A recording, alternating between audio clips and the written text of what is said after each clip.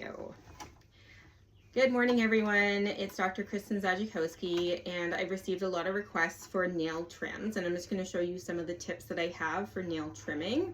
Obviously, the first one is to get your cat into a state where they're comfortable and they're happy and they're willing to consider letting you touch their paws, which is a very vulnerable area for cats. So Mama Cat's here. She's getting pet.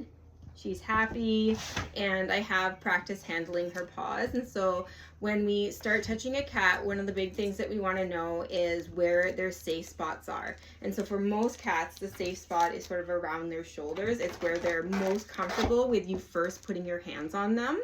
So that's what I'm doing. My hands are on her shoulders, and then not taking my hands off of her, I'm just going to slide my hand down to her paw. Okay, so it's less shocking for them. If you just went and grabbed the paw as the first place, then most likely that would cause your cat to become worried and apprehensive, and would probably make it so that if that happened and if your cat is pulling their paw away, just stop the session and consider starting it later with a few slower steps before getting to the paw. So petting Mama Cat, sliding my hand down to her paw, and then I'm just going to hold her paw. I'm going to push some of the nails out and see how she feels about that. She's okay with all of those things. Then I'm going to stop, hands on her still, go back and keep petting. And you can see, as with everything else, I'm using my arms to stabilize her. So I'm behind her. My hands are technically free to do anything that they need to do with her paws, and my arms are encouraging her to stay by kind of lightly squeezing her into position. Okay, so now next steps are, how do you hold the paw and the arm or the limb when you're trying to do nails? And so one of the things that I see a lot of people do is they try to hold the paw out, and that makes it harder. And the first thing that they're going to do when you try to cut is pull back.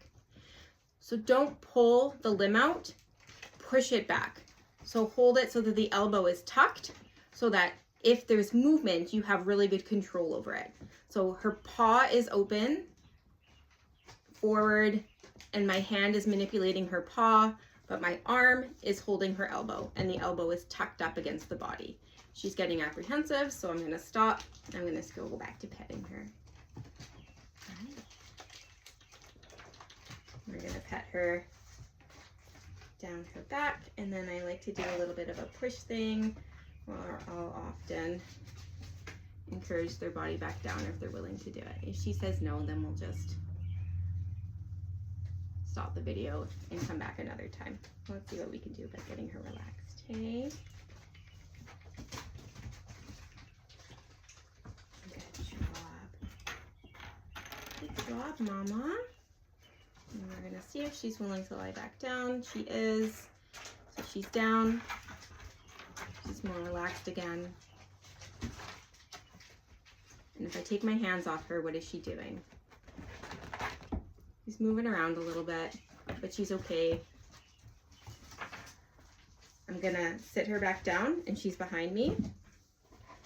And her body feels soft enough that I think we can go ahead. So we're going to get our nail trimmers. And we're going to go ahead and we're going to tuck her elbow back.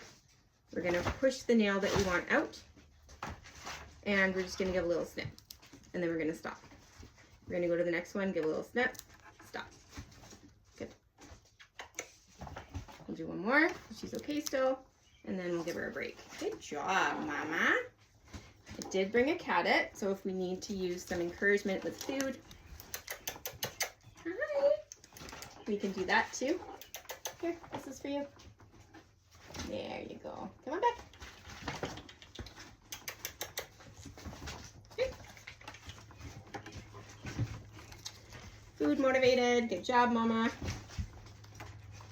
And now this is where, if your cat is food motivated and you need to use this to get them to have their nails trimmed, a second person can be very helpful. I don't have that, so I'm going to make a little table where I can squeeze, and then she can eat. I'm going to turn her body, and then I'm going to go ahead and do another cut. Which one haven't I done? This one. One cut, and then let her go. We'll get her some more food. There you go, Mama. My pet. Let her go. Get us some more food. Move this so you can see a little bit better.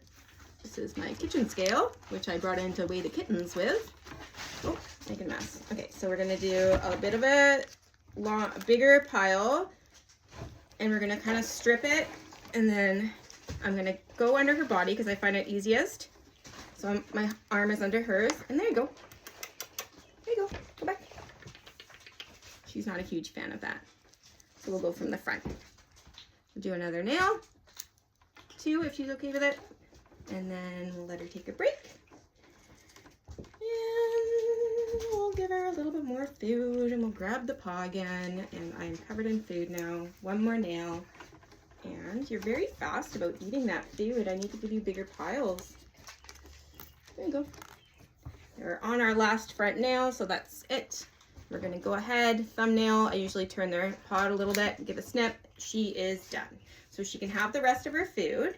And even though she was not completely okay with the process, there were several times when we met her needs and were able to make it so that her stress level was reduced enough that we could continue.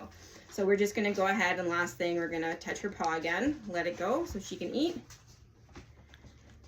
Touch her paw again, let her go so she can eat. And see if we can get her to the point where she's willing to have me touch her paws and continue to eat, which is our ultimate goal, that she's relaxed enough during what we're doing that I can still do the procedure while she's eating. And I'll just touch her paws now at the end, and she's eating, and Mama Cat has had her nails trimmed. Hopefully this video was helpful.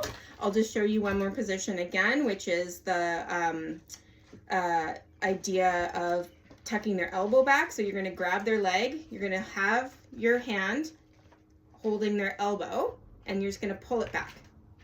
And you're going to make it so that where you're holding makes it so that you can still handle the paw with your fingers. Good job, Mama. Okay, hopefully that's helpful for you guys. If you have any questions, feel free to put it in the comments below, and we'll see what we can do about troubleshooting your kitty. Once again, most important thing is that your cat is willing to allow you to do this. If not, talk to your vet about tools that they can help you get a hold of or teach you that will help make it easier for you, because this is a skill that you are learning and you are teaching your cat as well. And so we want to make sure that we're going slowly and we're making it so that as you do these things, it actually gets easier for you to complete these tasks. Okay, great.